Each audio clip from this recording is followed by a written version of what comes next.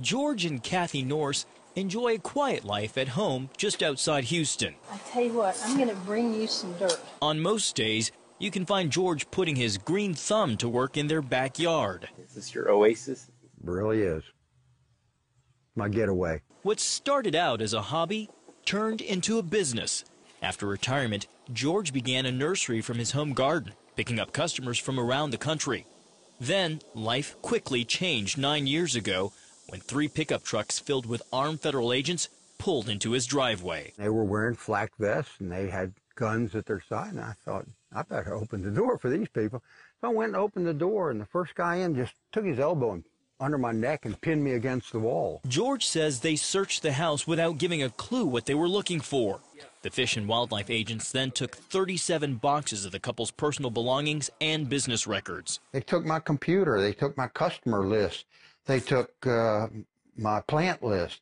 I couldn't conduct any business without some paperwork, so they put me out of business. George says it took 3 months and the unsealing of an indictment for him to learn why he was the target of a federal investigation.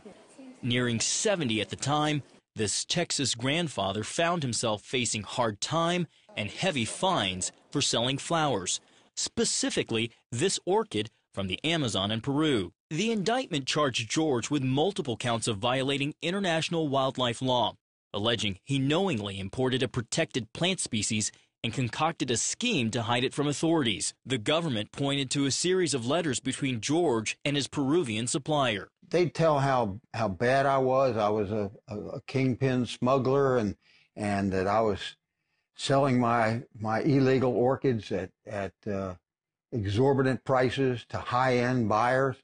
And there wasn't a thing I ever sold more than $30. George blames his legal trouble on a clerical mistake. His supplier simply filled out the wrong permits. He also contends that the flowers were legally grown in a greenhouse, not taken from the wild. The following summer, however, he pleaded guilty to 7 counts of violating the Endangered Species Act. Why give up his right to a trial? George had run out of money after remortgaging the house and spending nearly their entire life savings on lawyers. That was terrible. That was the worst part of it. Just to stand there and say, yeah, I did that, and I'm guilty, and all that. I'm telling him I was guilty of things that I wasn't guilty of.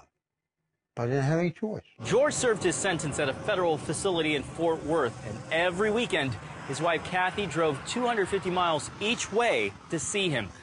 Over the course of his 17-month sentence, Kathy logged 45,000 miles on the family car. All the while, George's health, physically and emotionally, were on the decline.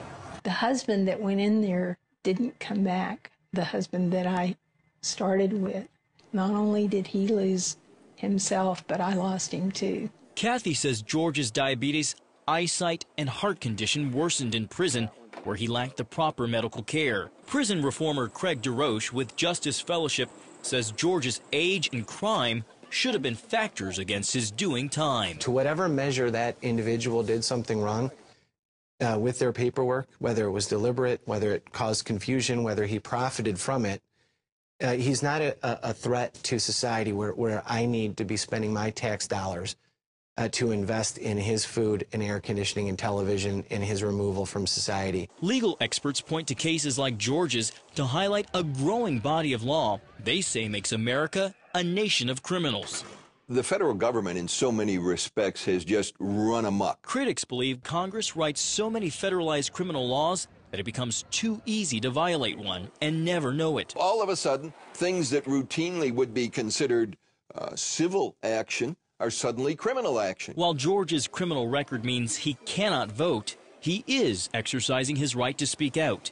He and Kathy traveled to Washington to testify about their ordeal. It really does matter to us that we have some way to say what happened, so maybe it'll stop happening to other people. But the wife, who says she's lost a part of her husband, feels their situation proves she's lost even more.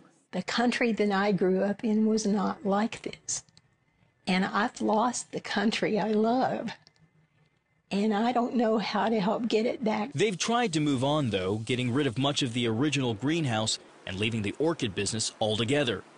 While George still feeds his passion for planting, He also carries a feeling that the nightmare could happen again. I stopped driving because I was worried I'd have an accident or something, and that would lead to a trail back to prison. Cost us $110,000 the first time, and we don't have that kind of money anymore. John Jessup, CBN News, Houston.